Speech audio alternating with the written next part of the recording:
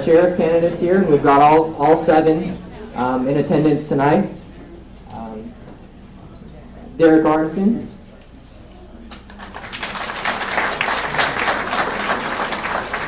Paul Babeu, Tom Bearup, Jack McClaren, Glenn Millsaps, Ty Morgan, and Kevin Taylor.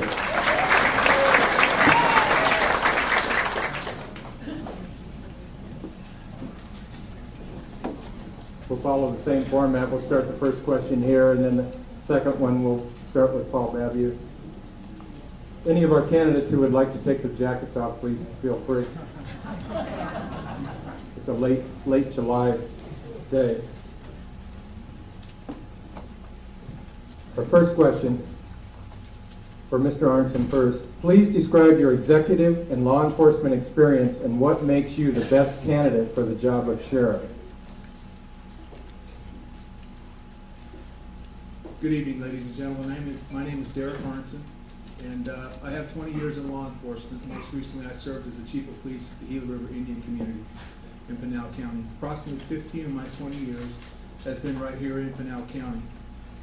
I have a master's degree in education. I have a bachelor's degree in criminal justice. I speak fluently the Spanish language. My grandfather was born in Mexico. I'm a native of Arizona. I've been married for 24 years to the same woman, the love of my life. I have 2 children that I'm very proud of. They're quality, good citizens. My daughter received a full athletic scholarship recently to the Virginia Tech hockey team in Virginia. She's playing volleyball. My son's an Eagle Scout at the age of 14. I've been a Boy Scout leader for about 25 years of my life. I want to be your sheriff. I'm a leader. I have the resume. I don't need to go into all of that. But I promise you that there needs to be change. There's no question about that. And the biggest thing that needs to be changed is respect, honor, and integrity needs to be returned to many of my friends in here that carry guns, because I see a lot of you that have served with you. To dishonor and discredit that the badge has received, not counting the budget improprieties and things like that. We'll discuss that as we go. But again, I want to be your sheriff. I'll be proud to serve you, and I hope that you'll vote for me in the ballot. Thank you very much.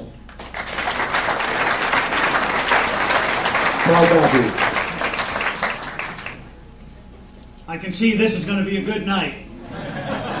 Well, I can tell you first, I want to share as a police officer. Went to the Arizona Law Enforcement Academy in Phoenix, and I graduated #1 in the academy class. More importantly than that, I was elected by my fellow police officers, representing agencies from all across Arizona as the exemplary police officer. Lived the entire 10 years here in Pinal County, but I served first as a Chandler police officer. Had 2 life-saving medals in the performance of my duty. Some people up here aren't even cops. Well, in fact, most people up here don't even have a job. And it's like, and tonight you're going to see some pushback from me, because I've had enough of the personal attacks and people who sit in judgment of me. And this is about the performance as a sheriff. And I've done the job. And I want to be judged just like every other American by your performance and by your results. And when people up here, and I'll throw some of the first punches, because this is like the 13th debate I've been in. And these people sit in judgment of me, 30 seconds. Talking about personal stuff that has nothing to do with being the sheriff. And tonight you're going to hear about results, you're going to hear about response time, you're going to hear about accreditation that sheriffs have promised for years, and we've done it. So tonight I'm going to talk about leadership and results. Thank you.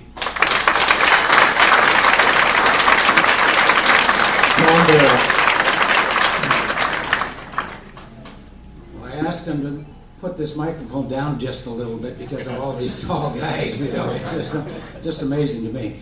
I want to thank everybody for being here tonight, because, you know, this is what America is all about. This is democracy, man. This is what I get excited about, is to come up and just to serve you, to answer your questions face to face, not rumors. But I can tell you this is going to be an exciting night from what just happened. I'm number 3 in line. But I want to tell you just a little bit about me. I've been married to my beautiful bride for 36 years. We have 9 children, and we have 31 grandkids. She still loves me. Where is she, honey? Ask her. Now, we are fired up because of the fact that 65 years old, I can stand up and get out and go do what I got to do. And that's to be your sheriff, to earn your respect, to do the things that we need to do as law enforcement people. I have no desire to go on to be a movie star or something like that. 30 seconds. I have a desire to serve this community. You are the voters. You are the ones that are going to make the decision. I want to thank you for the privilege, whether I'm there or not, to serve you, even being here. Thank you very much. Jack McClaren.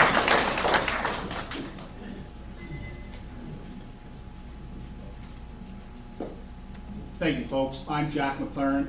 I've lived here in Pinal County for the last 36 years. I'm a native Arizonan, and I want to tell you about my law enforcement experience. I've got nearly 2 decades of law enforcement experience under my belt. As a matter of fact, I'm the only active Arizona Post certified officer up here on this panel. I've kept my law enforcement certification active. I currently reserve for the town of Florence as a motorcycle officer. I volunteer my time there. A little bit about me. I'm a former elected constable here in Pinal County. I recently had to resign to run for sheriff under the Arizona Resign to Run law. Prior to that, I worked for the Pinal County Sheriff's Department. I started out as a deputy. I worked my way up the ranks to commander position. I can tell you that the sheriff's office right now is in default with the leadership. There needs to be some change. We're going to talk about that change that needs to happen. The other night in a debate,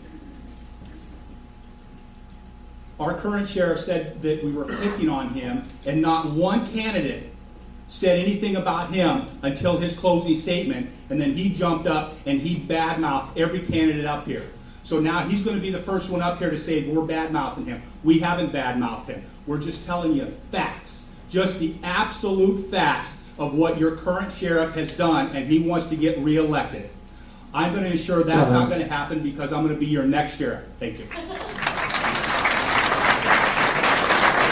Glenn Millsaps.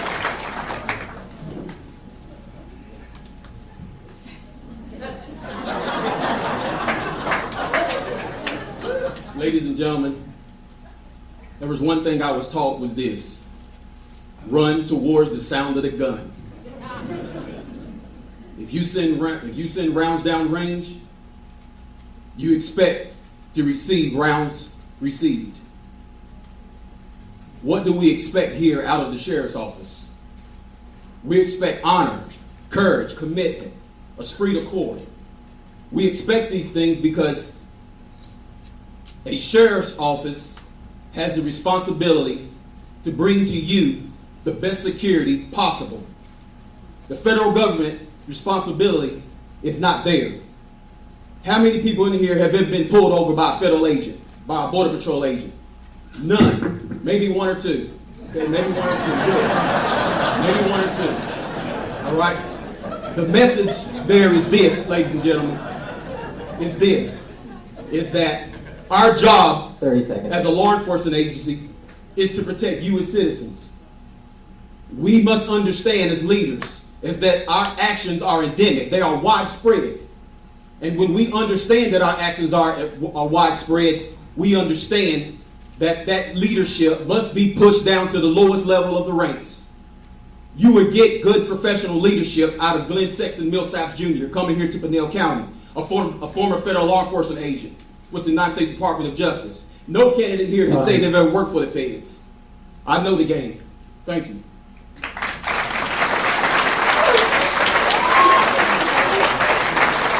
Morgan.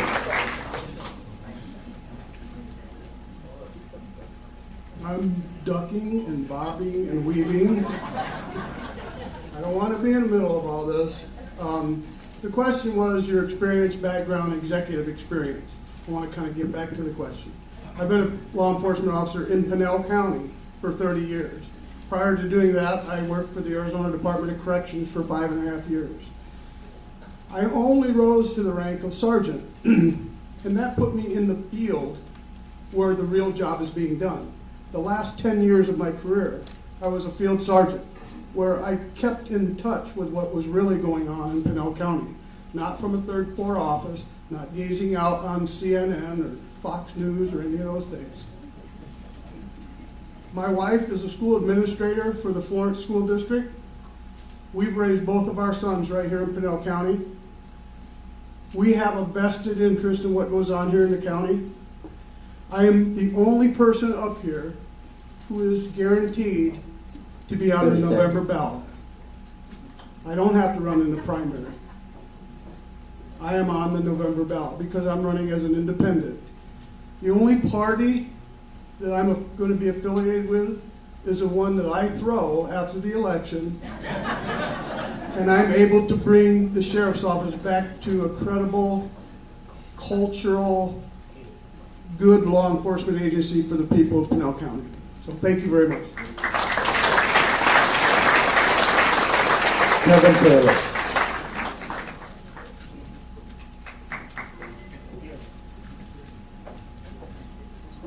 Well, you heard the first six.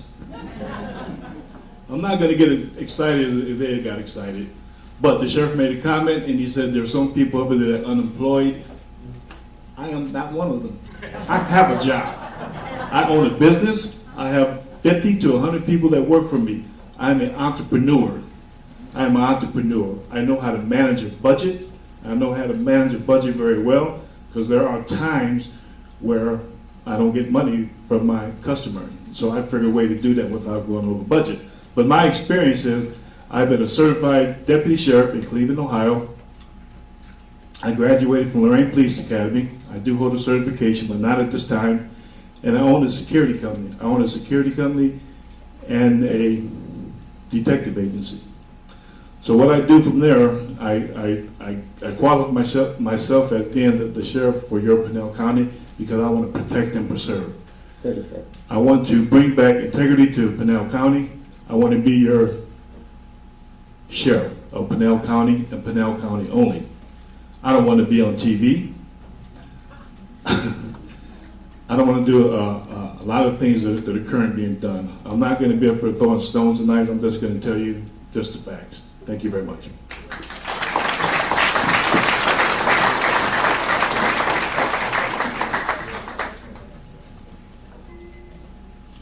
Our second question, first to Mr. Babeu. What ideas do you have for managing the sheriff's office budget? And do you think the department budget is adequate now? Here's the thing. We not only had Supervisor Snider here, we have Supervisor Rios who's here tonight. And there's been a lot of fighting that has been going on in the county and a lot of misinformation about the budget.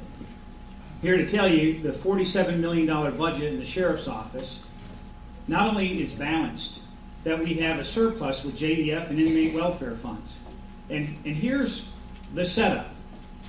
That 2 months after, we all know the budget starts July 1, right? It goes to June 30th. 2 months after, in August, the supervisors make an agreement with the labor organizations that costs $450,000. That's all fair and well, and I'm fine with that. If you're going to pay shift differential and other on-call time, but give me the money to fund it. And this is the other thing. Every year, they've always funded at $1.78 for a gallon of fuel.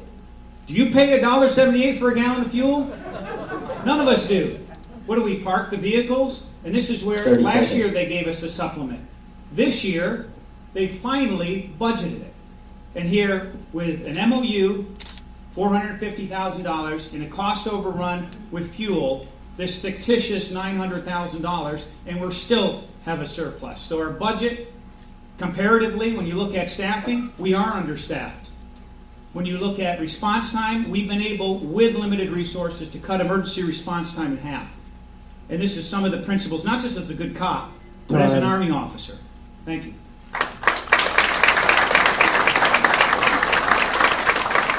Mr. Bearup.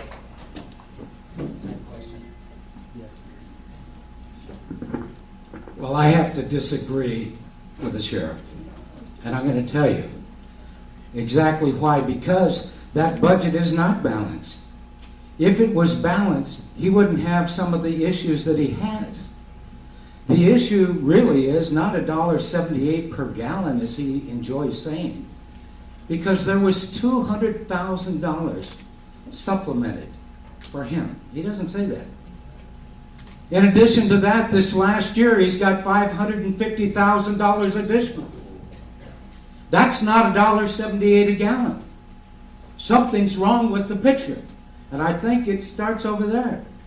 If you want somebody to balance your budget, number one, they've got to be honest. They've got to say it like it is. It's got to be truthful because they're working for you. In addition to that, there are so many other issues, obviously, they're going to come up tonight, that you don't know. And I guarantee you that you're going to be 30 shocked seconds. whenever you hear the rest of the story. Because it's easy for the sheriff to stand up there and say what he wants to say. And have people telling him, oh, you're so good. You're so great. I want you to know everybody up here has been a certified peace officer. I've been in Arizona, Alaska, and California. Graduated from 2 law enforcement academies. So I'm not just somebody that fell off the turnip truck. I'm a guy that's been around. Thank you. Mr. McClaren.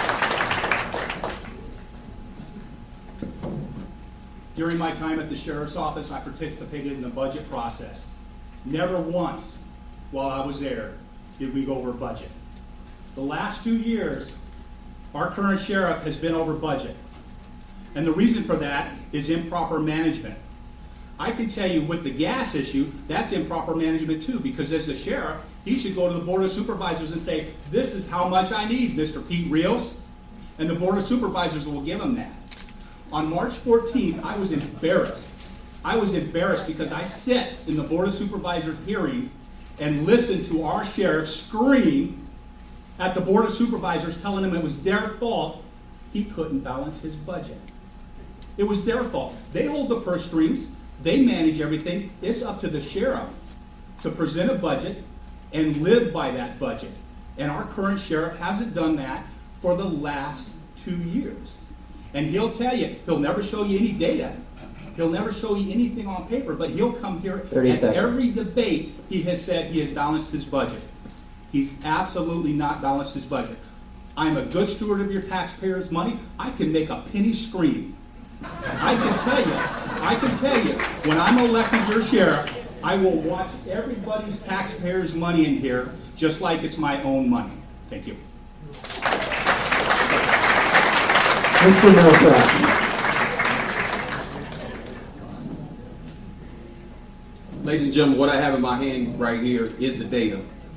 I reviewed 1,567 responses by the sheriff's office. Those responses were made by 115 officers. That resulted in 8.2 different areas within the county. What I'm saying is this: the budget of $47 million cannot be expanded. Okay? Now, one thing that I plan to do is this, is bring in green initiatives, hydrogen systems, a lead bank system, several other systems that are going to be able to help deal with the budget within itself. One thing I learned in the Marine Corps is to do more with less. That's what it's going to take, to do more with less. Now, in order to do more with less, you're going to have to do a line-by-line item of the budget to determine whether or not the needs are there. And most times you will find, ladies and gentlemen, that the needs are not there. I've investigated these same issues with the Department of Justice in auditing fraud, waste, and abuse. The money is there. Thank you. Mr. Morgan.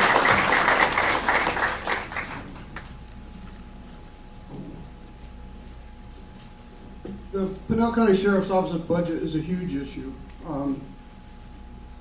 There's many areas where I believe money is being wasted and money is being directed in the wrong direction.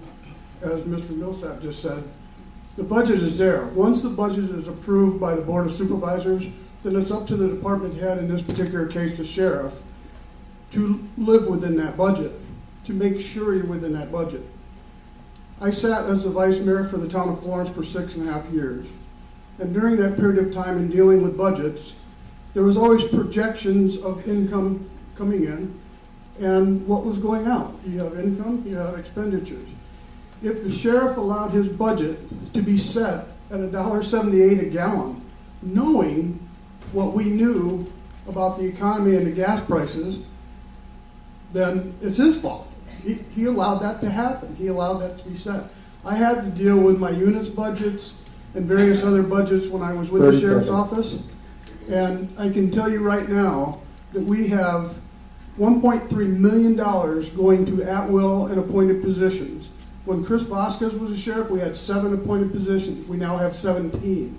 Each one of those individuals, they are non-first responders. They have take-home vehicles. Some of them do not live in the county. There's gas, there's vehicles going, there's a lot of ill-spent money that can be redirected back to the troops, back to school resource officers. Thank you.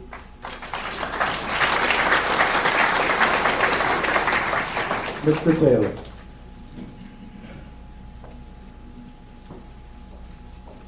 Budget. One of my favorite subjects. So I catch my money, I can squeeze a penny too. First of all, we know we have a budget issue. As being an entrepreneur, running a business, a small business with 50 employees, and not being able to go to the bank and ask for money when I run out of money. First thing I would like to do with the sheriff's department is do an audit, and then do another audit to find out where the money is spent. And then if we have the other issues, we have line items for gasoline vehicles, something like that. It all has to be brought up to the supervision, the board of directors. So first of all, you have to have a good staff to let you know what's going on. If I'm getting close to a warning sign, then I expect my staff, when I'm elected sheriff, is to let me know, not wait until it's over. Because if I wait till it's over, I'm going to be going to the board of supervisors asking for money, and I don't want to do that. I want to correct the problem before it happens. So with that being said, you got to have an open relationship with the board of supervisors. You got to have communication. And if you don't have communication, you're going to be fighting and screaming for the next 4 years. And I don't want to do that. Again, I just want to balance the budget and make it right. Mr. Arnson.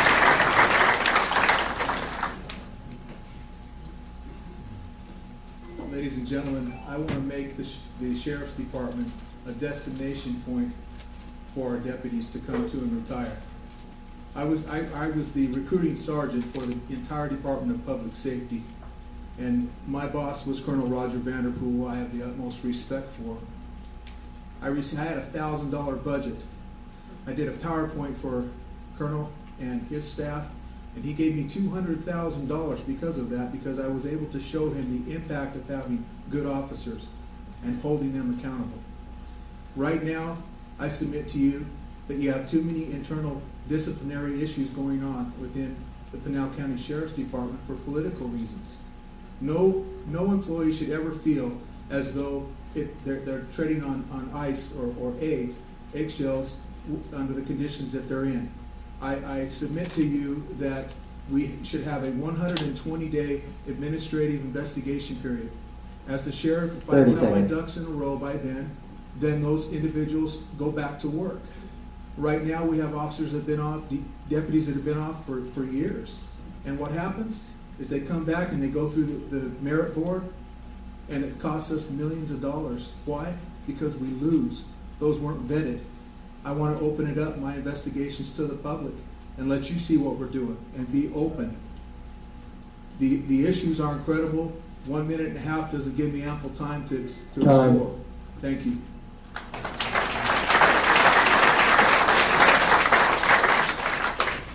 Our third question, first to Mr. Bearup. What ideas do you have for responding to calls in remote areas? I think that's a great question because of the fact There's a large percentage of the people that live in this county are in the remote areas, not in the cities. Our job as the sheriff is predominantly in the unincorporated areas. That's our number one priority, not within the city limits, but to go and to be able to serve and respond in an effective and an emergency situation as quickly and safely as we can do that. My answer to that is this: I want to encourage reserve deputies. I want to have people that are living in those areas. I want them to get out of the cars, know the people that they are living with, and be able to go and to be able to identify them just for intelligence purposes. We can solve crime just by listening to what people are telling us. We need to go and get back to doing law enforcement work. Forget about all the high-profile things that are going to bring us glory. I was the chief executive officer of the third largest sheriff's office in the United States. And we have a large area to cover in Maricopa County. But we covered it. We used reserves, we used posse members, and we used sworn deputies.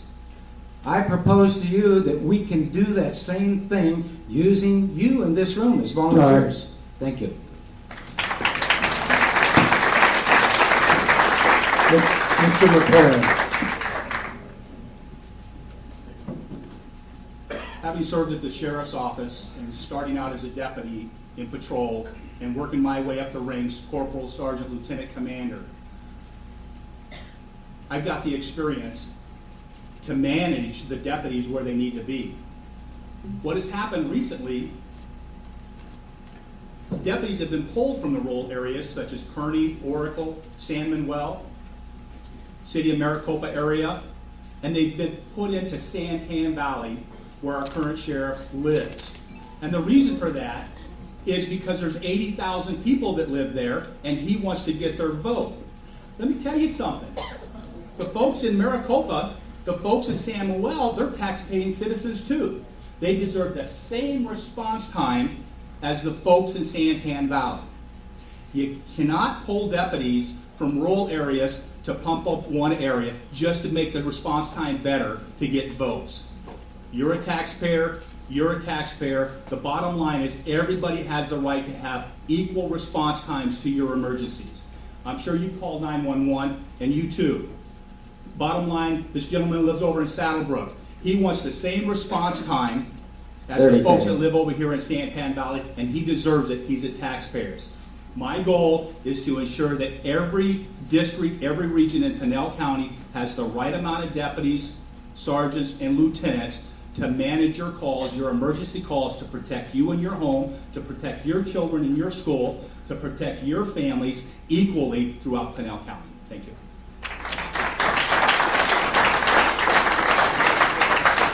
Mr. Millsaps. On July 22nd, I made a public record request to the sheriff's office to discover how many employees have been laid off since the current administration had come into office. There were 45 individuals placed on administrative leave with pay. That resulted in $2.5 million. If that continues, you're looking at close to possibly $10 million over the next 4 years. Okay? Now, earlier I alluded to 1,564 responses made. What I was referring to was they were 911 hang-ups. I made a public record request for all 911 hang-ups. There were 53,000 hang-ups in a 12-month period. During that 12-month period, of those 53,000, 11,678 were hang-ups. 115 officers responded to 1,564 responses to hang-ups. That's a waste of resources, ladies and gentlemen. Ladies and gentlemen, that's a waste of resource. That resulted in 93% of waste. Thank you.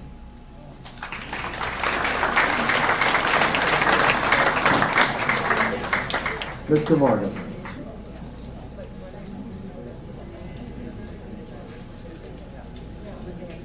When I decided to run for sheriff, I started evaluating a lot of the issues of lacking of manpower in the rural areas. And one of the things that I did, and I'd like to take a minute of my time and recognize the fact that Sheriff Reyes is in the audience, and he is the longest serving sheriff of Pinal County. He served Pinal County for 24 years. One of the things that I did was go visit with Sheriff Reyes. And I looked at the outlying areas, San Manuel, Kearney, Oracle, all those areas that I've worked as a deputy and as a supervisor. And in talking to Sheriff Reyes, I said the logistics of the outlying areas now are pretty much the same as they were then. What were we doing then that worked? Well, we had range deputies. We had resident deputies. We had deputies that worked that area. Right now, we have a full-time search and rescue squad that work about 9 search and rescues a year, but they're not doing range deputy. The Cattlemen's Association has been in touch with me, and they're getting killed with, believe it or not, cattle rustling. It's big business. It's big money. Those guys are losing a lot of money. We have nobody protecting our outlying rural areas. We need to redirect that budget again, put people back in our rural areas, working the road and knowing our people. Thank you.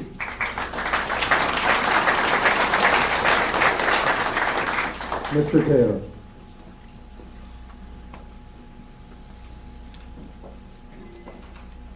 First of all, what I would like to do is bring back some of the officers that are on special details.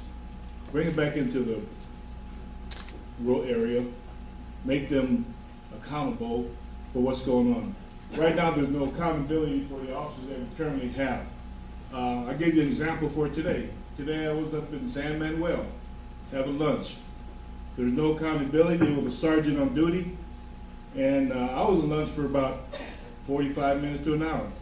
Well, guess what? That same sergeant was sitting up there with his family having lunch a long time. That's not acceptable. So if we had a 911 call, we wouldn't know if he had to sit down and finish his lunch and then answer to the call. That's because there's no responsibility. There's no accountability. It's not good. They're find our sergeants that are supposed to be managing the officers on the road. It's not acceptable at all. What I would do is have 30 seconds. 2 chief deputy officers, one cover the east side, one cover the west side, and make them accountable for everything that they do during the day. And have a list that what they're doing. If you get a 911 call, if you get any kind of call, make it, have your supervisor check it out, bring it back to the office and see what we can do to increase the response time. Because right now, again, there is no accountability. And again, as I said earlier, I want to bring accountability back to Pinal County. And as your new sheriff, I want to be accountable for what happens in this county. Mr. Arnson. I want to institute a 10% remote duty pay to officers that live in those areas. I get that from the agency that I served for many years, the Arizona Department of Public Safety. As we serve the state, we have many remote areas. And in order to work with the community here in Pinal County, those of you that live in those unincorporated areas, those remote areas, it is important that we value your 911s. We value a proactive approach to patrol, where we have our deputies, our men and women, living in the community, serving in the schools, teaching, doing those things as any other community servant would do. And they get that buy-in there because they're able to be there. The 10% pays for a little bit extra because they have to come a little bit further to go get their meals or things like that, where other deputies that live within in an incorporated area have 30 seconds. groceries and things like that. That's common sense to me. And I'll find that in the budget, I promise you that. My father and my mother, my father was a school teacher. As a little boy, I turned every light off because my father told me to. 80, 78 degrees, it's comfortable for me in here. That's what I lived with it because we didn't have a lot of money growing up. I promise you, though, that I'm a fiscally conservative individual. I always have been and I always will be. And I recognize where this tax comes from. And it's from you, the people that I serve. Thank you. Mr. Babeu. I don't know where to start. Hearing all these things, and I've got a whole list of some of these things. The question was about responding to remote areas. Here's the facts. We have cut emergency response time in Pinal County in remote areas in half. 6.5 minutes, 8.5 minutes. These are monthly averages for these same areas these folks are talking about. You're hearing talk about we're going to pay 10% bonus for deputies to live in these areas. Where do you think our deputies live? They live in these communities. That's where we assign them in these 4 regions. We had somebody talk tonight about we're pulling deputies from these areas to patrol in where I live. This is absolutely false. Last week he was saying I'm pulling deputies from beats to go fight the cartels. And we're taking money and the response time has gone up. And since I educated him about the fact that we had $500,000 in Stone Garden funding to pay after a deputy worked their 40-hour shift to go work over there with the 21 agency task force, then he changes his answer to a new line of attack. Hang-ups. If you hang up 911, some of the worst fights and calls I've been in because people hung up or hung up the phone on the victim. Folks, these people don't know what they're talking about here. What we're doing to cut emergency response time is we have a beat system. You respond to calls in that beats. We put a computer in every patrol car. When I was sheriff, there's only 27 computers in cars. That's cut down emergency response time in half. Thank you.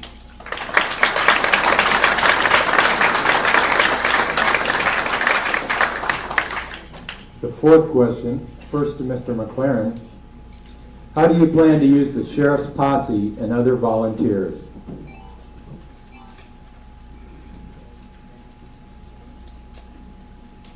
As a lieutenant at the sheriff's office, I was fortunate enough to work with our former sheriff, Roger Vanderpool, who, by the way, is endorsing me for my run for sheriff, to start the posse program at the Pinal County Sheriff's Office. We started out training. We gave our posse members 360 hours of training, just like a certified police officer. And we worked them up step 1, step 2, step 3, where a step 3 civilian posse member could carry a weapon and work right alongside a deputy. We increased that. I think at our highest max, we had 120 volunteer posse members at the sheriff's office. I was fortunate I got to be part of that process. I can tell you right now that the posse members that are left, which are very few, have come to me and said, Jack, if something doesn't change, we're going to go work for Joe Arpaio. I'm telling you, that we don't need that to happen. We have volunteers that give hundreds and hundreds of hours to us taxpayers, for free to get out there to assist the deputies because we don't have enough deputies. And what's unfortunate is our current sheriff didn't even bother to ask for more deputies this budget cycle. But he'll get up here and tell you we don't have enough, but he didn't bother to ask. So we do need more volunteers. We need more cops. We need more cops on patrol. We need more VIPs. And we definitely need more posse members because they do a wonderful job for us. Thank you. Mr. Millsaps. Whatever you deputy do, don't go down to Maricopa County because I'll be elected soon. One of the things that I plan to do is this, ladies and gentlemen. I plan to bring in a community problem service program here to Pinal County. With that comes this. I plan to bring in an internship program through both universities that are here. 3 universities that are here within the county, including CAC. One of the things that needs to be implemented is an internship program. I've seen these internship programs being brought in by places like the Los Angeles PD, the San Francisco Police Department, some of these police departments I've investigated. What's going to have to happen is, to be able to improve the volunteership program, is there's going to have to be a policy put in place. This policy will include implementing a public safety school program, which is something different than what the other candidates are talking about. There needs to be there needs to be a standardized policy in order to implement, in order to be able to bring in individuals from the community. So this internship program is going to include individuals from these universities who will have forensic science degrees, law degrees, and whatnot. So it's going to be sort of a intelligent design. And I've seen this intelligent design practiced throughout the United States and also with the United States Department of Justice. Thank you.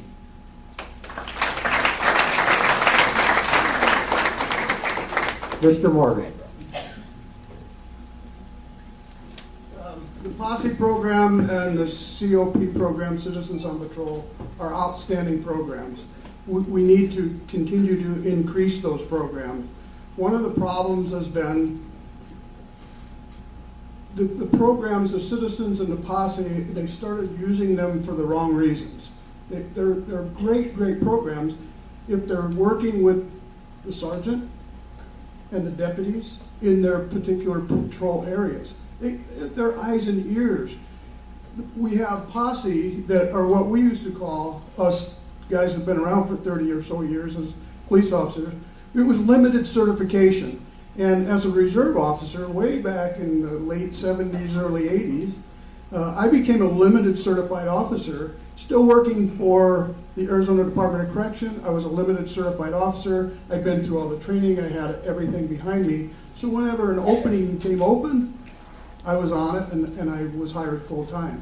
So we need to do more of that. 30 seconds. I also rescued a dog from the animal shelter because I'm a dog handler and dog trainer, have been for many years for the sheriff's office, and I've trained other agencies. I rescued a dog, trained it to track and trail, so we had a tracking and trailing hound. I assigned it to a Posse member who was more than willing to take that dog and come out on call-outs and work that dog for us. So there's many uses for Posse, Citizens on Patrol, and reserves. Thank you.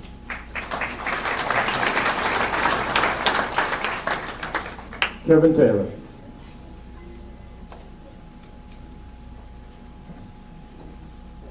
Posse members. I think the Posse member is a good program for the Sheriff's Department.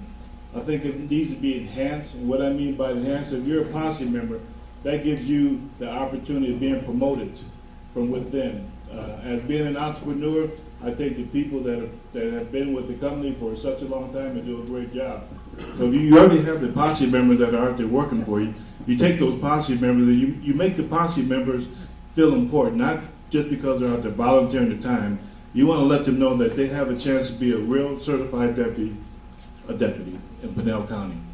So you take those guys and you move them up the ladder, and you keep the Posse going. You get your search and rescue people that are willing to volunteer, they're willing to give their time, they're willing to give their expertise, and all that does would enhance the Sheriff's Department.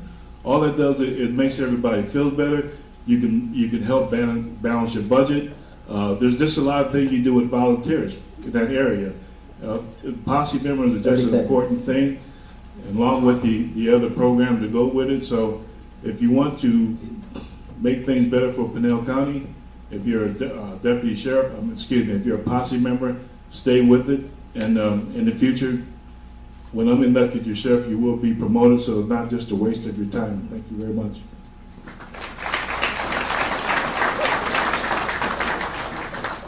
Mr. Arnson. The Posse is part of this community. And it'd be foolish for any of us up here to say that we're not going to be in favor of a Posse, of community members that have been vetted, backgrounds have been done, to ensure that they represent the integrity of the mission of Pinal County. Certainly it's going to enhance the budget, but you need to understand one thing. Right now, there's a cost associated to that, and there always will be, in uniforms and vehicles and maintenance to those vehicles, all of those things. That has to be addressed. Do I have the problem solved right now? No, I don't, folks, because I'm not here to give you promises that I'm not sure of.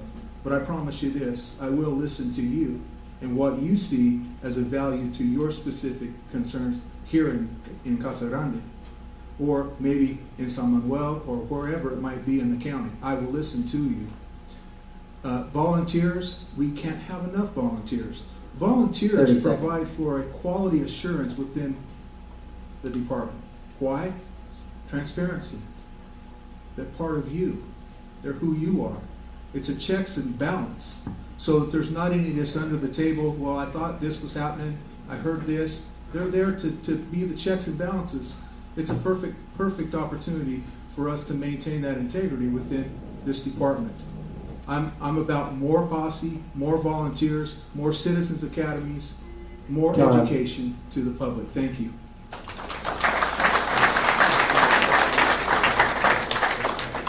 Mr. Babeu. Well, there's a theme here tonight. That regardless what the sheriff's office is doing, we're wrong, according to all these candidates. And I caution the candidates because there's a lot of volunteers who are here tonight. There are a lot of staff members who put their own personal safety and their lives on the line for our community, for our families here in Pinal County, and I appreciate them, and I thank them. Talking about our posse, we have two of our lieutenants right over here. Your own city council member, Carl Montoya, and Lieutenant Hickson, right here, and countless other posse members who commit. I heard one candidate say, it's not just a waste of your time. Some of these men and women put 40, 50, 60 hours a week. Not just a waste of your time. They save lives. They help protect our communities. And it's not just our posse. How about our search and rescue posse, who's won statewide awards, 60, 70 individuals. When we had that crash on Superstition Mountains, I heard a candidate say there's only 9 search and rescues a year. There's 9 search and rescues a week. Some of these people who used to work for the sheriff's office don't even know this information, folks. We're talking about our citizens on patrol. When I took over, it was only in Gold Canyon. It's in Santan Valley. It's in Queen Valley. It's in Arizona City. It's in Red Rock. It's in CAC. Our Youth Explorers. We didn't have a Youth Explorer. We've restarted that. There's 70 members. Tomorrow, we're going to announce Lorenzo Taruya has been selected as the National Youth Explorer for America. That's a result. That's performance.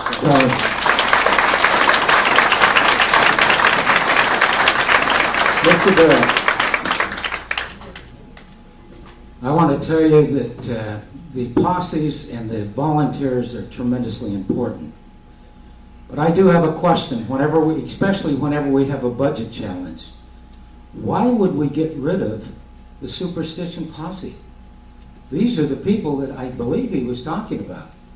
These are professionally trained people that spend their money to help you or your friends and your neighbors, to go out and to, if they're lost, somebody's lost, to go out and find them. Why would we get rid of them? Why do they feel so demeaned? They weren't even given a reason. I'm going to tell you, in Maricopa County, I started the executive posse. And it was one that was great. It was bringing a large group of people into the sheriff's office. In addition to that, I started a chaplain's posse on patrol with the deputies. 30 seconds. So if there is something that goes on in your home, that not only is there a deputy there, but there is a posse member that is a chaplain to work with the people that might have a challenge there. I question some of the things that are being said here tonight. And I think all of us ought to take a second look. Thank you.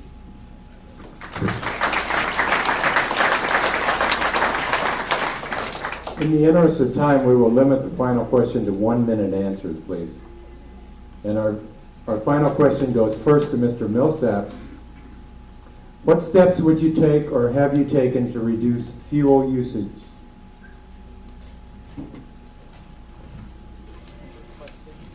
One of the things that I did with the Department of Justice was audit budgets under Title 31, Money and Finance. That policy was the guideline for the Department of Justice. Also, when I was in the Marine Corps, I also instructed command and support structures. I was responsible for moving convoys from point A to point B. So we had to calculate the use of fuel and the use of other materials that need to be implemented in order to be able to effectively move a group of Marines. So as far as answering your question, my experience includes investigating budgets, investigating them in terms of fraud, waste, and abuse. So the first thing I would do is take a look at what's happening within the sheriff's office concerning the use of the budget in terms of its fuel. Thank you. Mr. Barber. Only giving me a minute, so I'll make this quick. First thing, non-first responders, take-home vehicles, gone. That would reduce a lot of fuel consumption. Second thing, real quick, like we have people living here in the Casa Grande area who are working in Saddlebrook, people living in AJ who are working in the Casa Grande area. So all that fuel, I mean, even if you're talking people take home vehicles 10 miles outside of the county, that's 100 miles a week we're talking about, just 10 miles outside the county. So take away those vehicles, make sure people, not everyone, but make sure as many people as possible are working in the areas that they live in. So when they go 10-8, when they go in service, they're right there in their work area. They don't have to travel an hour and a half before they get into their work area. Thank you. Mr. Taylor. First of all, I would do a restructure of where the officers live at. I believe the sheriff mentioned earlier that the officers mostly are assigned to the area, so we just want to enhance that to make sure everybody's in the correct area. Sounds like he has a handle on it. But the other thing, I believe that most of the officers have a gas card. Those gas cards need to be monitored. The gas card needs to match how much gas you put in the car and how many miles you go. Thank you. Mr. Arnson. Ladies and gentlemen, as a former chief of police, managing a $28 million budget, almost 200 employees, the geographic location of the Gila River Indian Community is very similar to Pinal County. The desertous terrain and those kinds of things. A lot of what the candidates have said I agree with. There needs to be a regionalization. When I talked about the 10% remote duty pay, I didn't add that there will be a contract associated to that, to where those men and women that do buy into that will serve a minimum of 5 years in that area. The point of that is that you have your responses allocated to the various locations. Another thing that you look at is your staff study. You find out where your hot spots are. What are the biggest calls that come in? And that's easy to do. As a chief of police, that's incumbent upon me to do that, to know where the highest crime is and to get that resolved. But also bearing in mind of the remoteness and the nature of those that live in the unincorporated areas. But fiscal responsibility is number one for Bearup Arnson. Thank you. Mr. Babeu. We have close to 700 full-time employees, and it's just not the deputies on patrol. Remember, folks, that we also have a jail. That is the first time we're nationally accredited. We have to transport prisoners all across Arizona. We have to transport them to court. We have to transport them to medical appointments. There's things that we have to do. We just don't park the vehicles. And this is where we use lessons that I've learned, both with a master's degree in public administration, as a manager, and as an Army officer. I'm the only one here who's been a commander of 700 active duty soldiers and airmen. We assign deputies largely where they live, and then based on the needs of the agency. And this is where you've got to fund the fuel budget. It isn't, well, park the car. It's like we've increased neighborhood patrols. We're not taking away take-home cars because it heightens the presence of our marked patrol units. Thank you.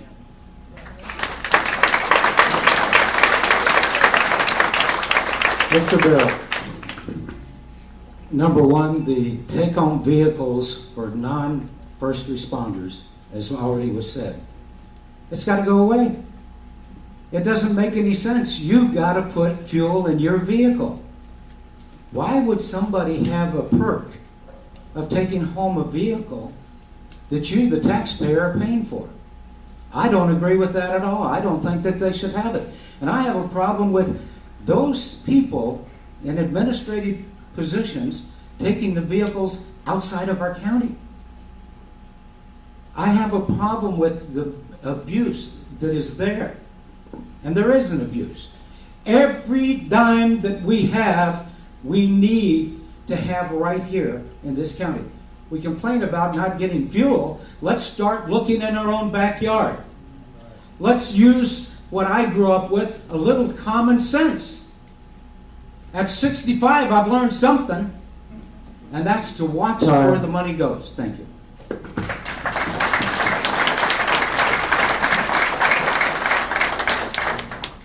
Mr. McClaren.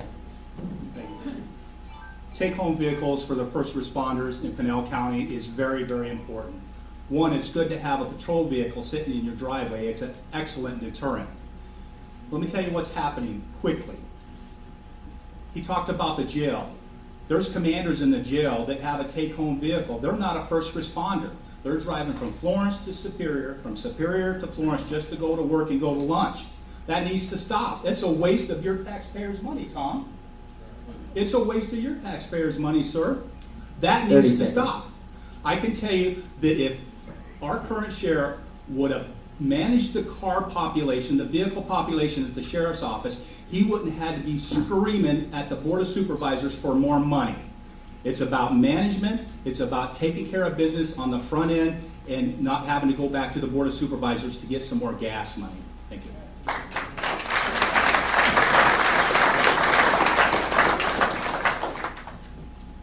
We will now start with the final statements, first with Mr. Kevin Taylor.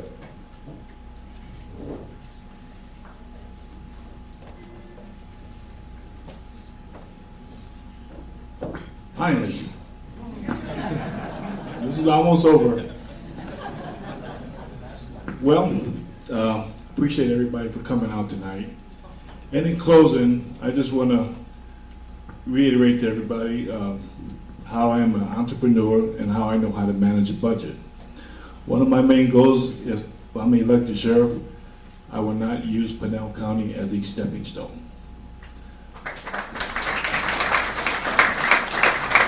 I will be here until, hopefully long, Mr. Reyes.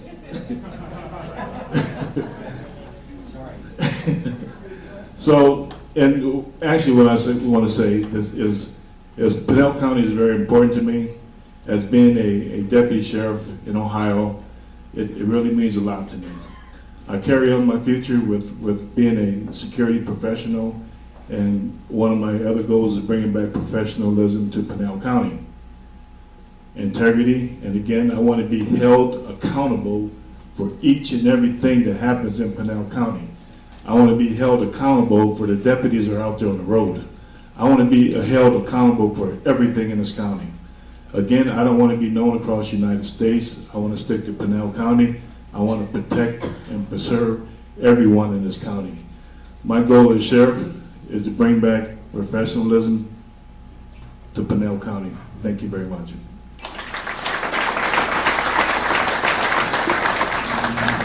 Mr. Ty Morgan.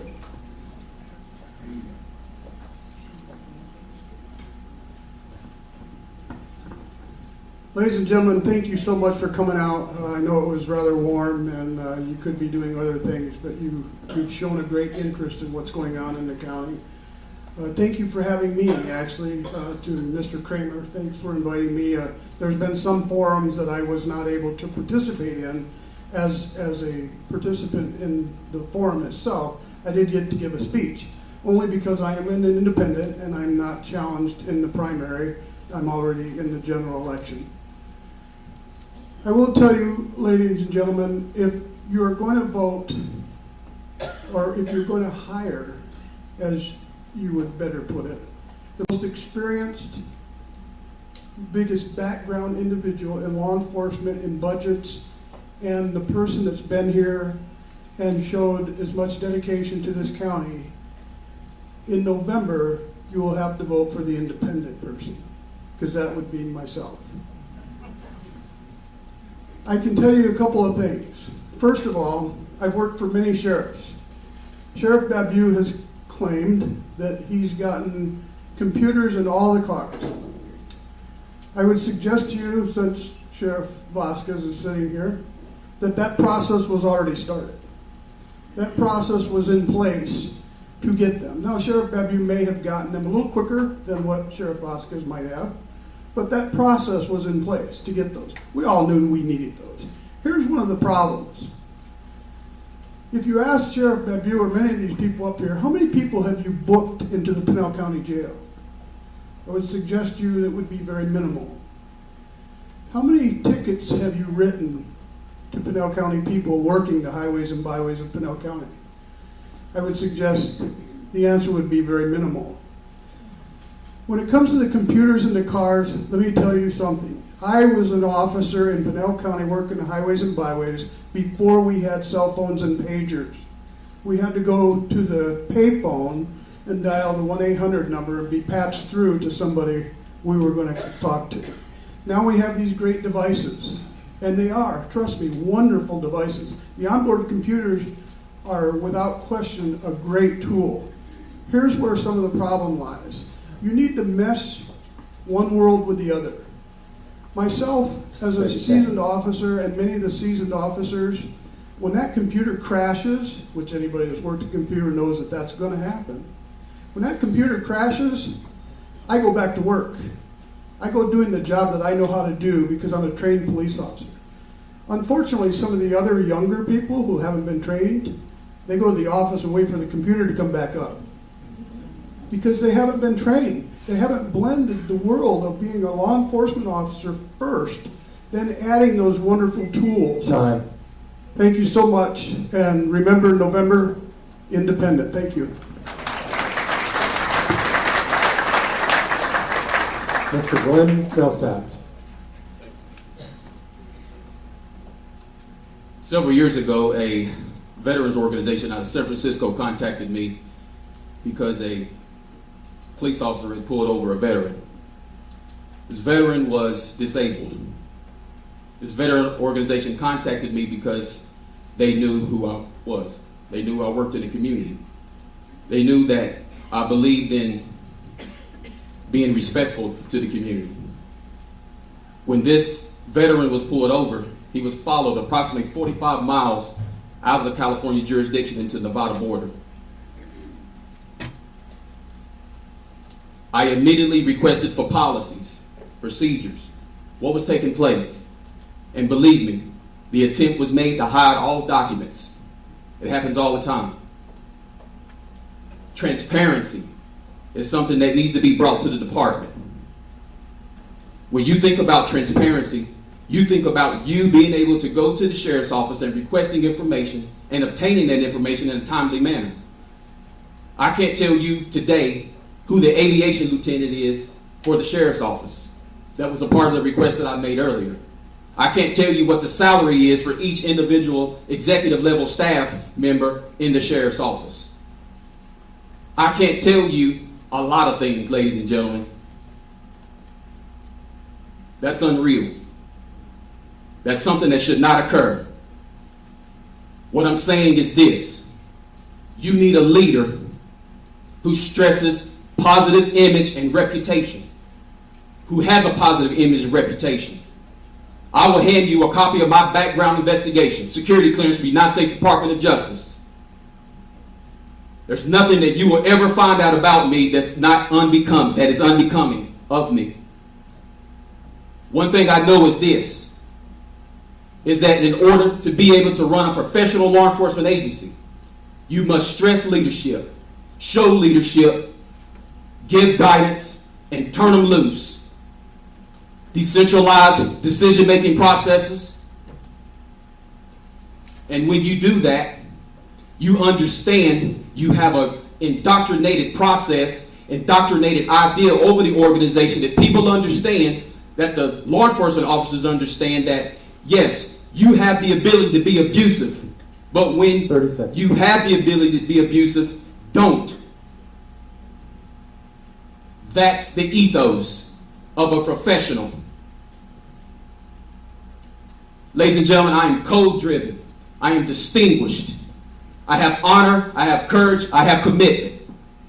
To you, I've represented many individuals sitting in this audience today concerning a lot of issues. I run an organization that's designed to stop corruption. Time. And I will represent you as citizens of this county. Thank you.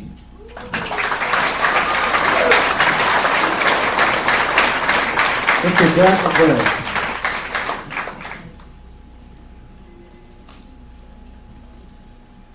tell you who Jack McClaren is. I've lived here in Pinal County for 36 years.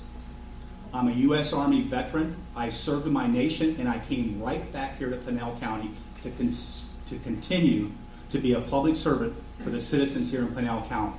I started out at the sheriff's office as a deputy, worked my way up to commander. During that time, I was charged by Roger Vanderpool to take care of community policing. Community policing needs to come back to Pinal County. It's actually disappeared. I was fortunate. I got to work with Chris Vasquez, former sheriff. Frank Reyes, former sheriff also. I got to work with him. So I got a wide range of knowledge from all these gentlemen. I'm a volunteer and a vice president of the Boys and Girls Club in Apache Junction. I volunteer my time with the Florence Police Department as their motorcycle officer. I'm a certified police officer. I'm a family man. I have 3 children and 5 beautiful grandchildren. I can tell you that I simply have more law enforcement experience than your current sheriff has. With the budget, it hasn't been balanced in the last 2 years. It's important as a public servant and a good steward of your taxpayers' money that your budget is balanced at the sheriff's office, and I will do that as your sheriff. Again, I can make a penny scream. During my law enforcement career, I've had the opportunity to work with many fine folks at the sheriff's office. Many of them are still here in this audience right now. I can tell you they know who I am. I've got endorsements by law enforcement leaders right here in Pinal County and throughout the state of Arizona. I recently picked up the endorsement from the Fraternal Order of Police, which represents 6,500 police officers in the state of Arizona. Many of those police officers and deputies right here in Pinal County. I've got endorsements from police chiefs throughout Pinal County. I've got endorsements from your sheriff that is your neighbor right here in Casa Grande is endorsing me to be your sheriff. Your current sheriff, I haven't found one, not one elected sheriff in the state of Arizona that is supporting Paul Babeu. I haven't found in my travels not one police chief in the state of Arizona that is supporting your current sheriff. And there's a reason for that. And we all know what that reason is. Bottom line, I'm a professional law enforcement leader. I'm Jack McClaren. I would like to be your Pinal County sheriff. Thank you.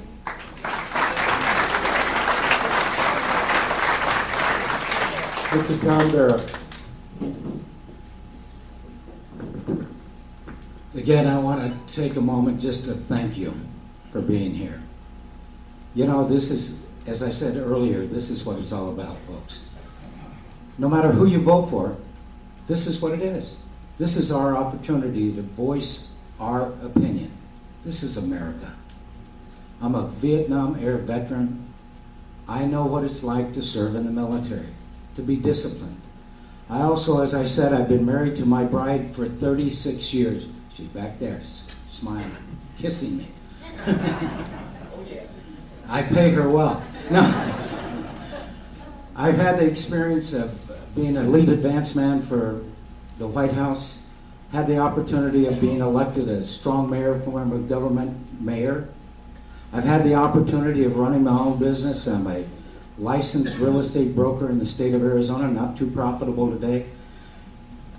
It was said that I didn't have a job, but I do have a job. I'm the CEO of an international ministry because I'm a Christian guy. I love what I do. I love working with people. I want to earn your vote.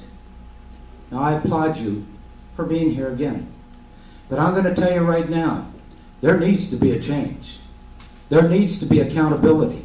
There needs to be commitment for people that have been in serving here to stay right here and to be the sheriff of this county.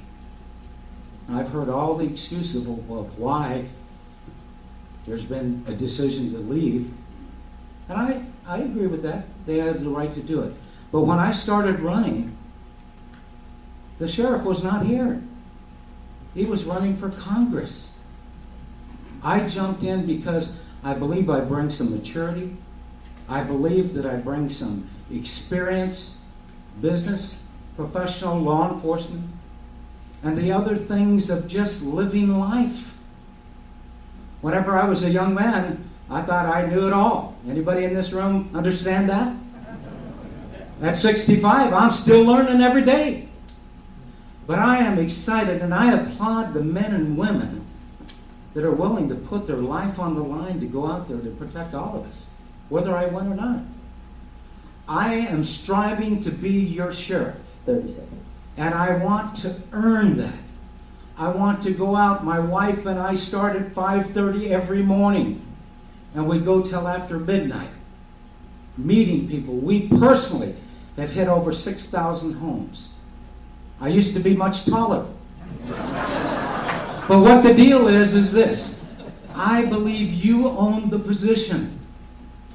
I want to serve you. August 28th. I ask for you to consider me. Thank you.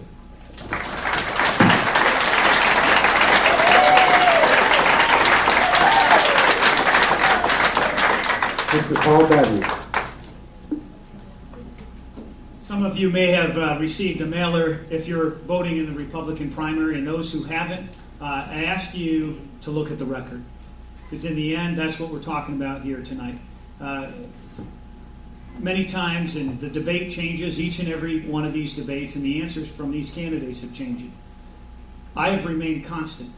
And what you have is a proven record of performance here.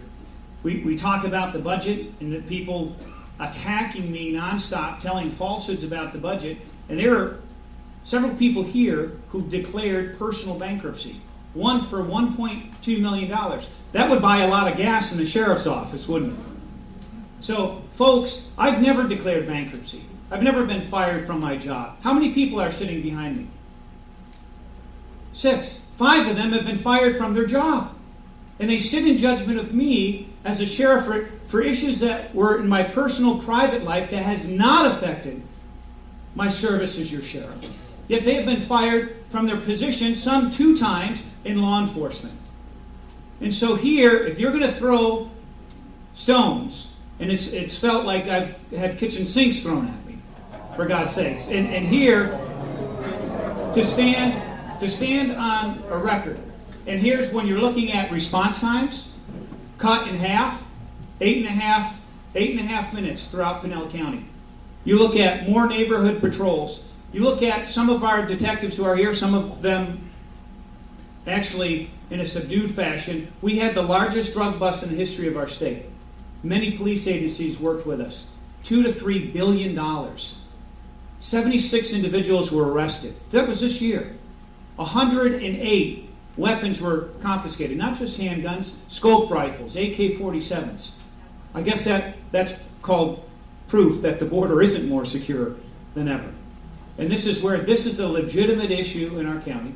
I have focused on what matters. When you call 911, we get there quicker. Our deputies are better trained, and we're holding people accountable.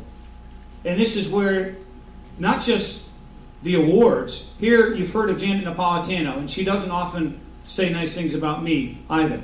But she had an award for us this year as the Drug Investigation of the Year. 30 seconds. And my hat's off to those men and women who put their lives on the line, who performed for us.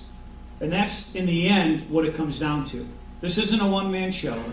We have reached out and worked with DPS, with all the local law enforcement agencies, 21 law enforcement agencies. Frank Pratt, who's here, has worked to help the sheriff's office. The legislature and the governor gave this sheriff's office $2.5 million to buy weapons, to buy equipment. We have our first air unit. Everybody knows Lieutenant Elliott's in charge of that. That was paid for by the state because of relationships and leadership. Thank you so much for your support. I look forward to serving you as your sheriff.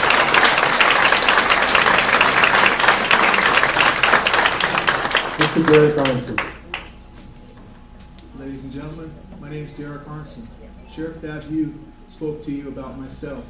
I've been terminated, sadly. You talk to my former boss over here and ask him who Derek Arnson is. I promise you one thing. He'll say he was an excellent officer. He served well with dignity. Why? Because he was one of my leaders. Why was I terminated? The assistant town manager was caught speeding criminally. One of my officers pulled him over. 2 town councilmen came to me as a lieutenant patrol. I told them what happened. I was an at-will employee. Guess what? I was gone. I was terminated, folks.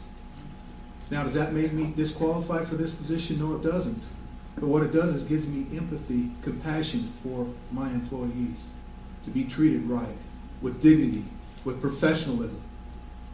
Now, I haven't told you everything about Derek Arnson and all the accomplishments I've made. I tell you one thing, I fear God. I love America. I love this Constitution. I will fight with all my heart, with all my vigor, to make sure it stands. I will serve you with professionalism, with courtesy, with respect. You are the community that I serve.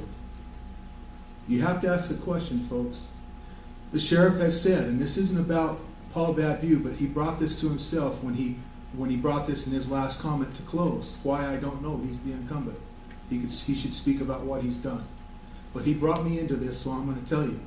The clothes that I wear today are what you'll see on the internet, not anything less.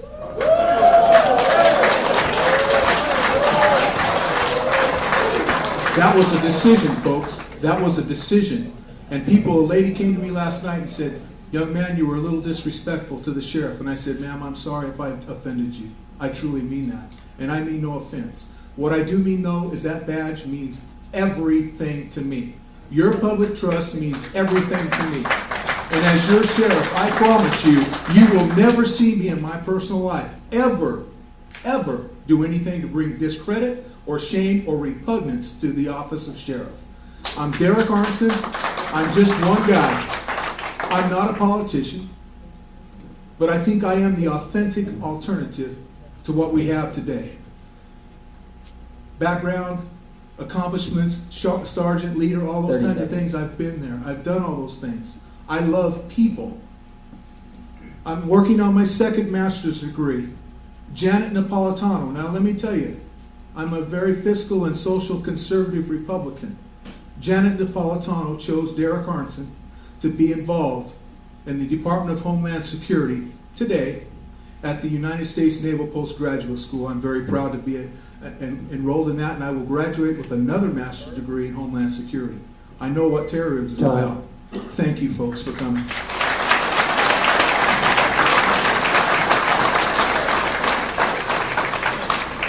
All right, let's have one more round of applause for our candidates tonight.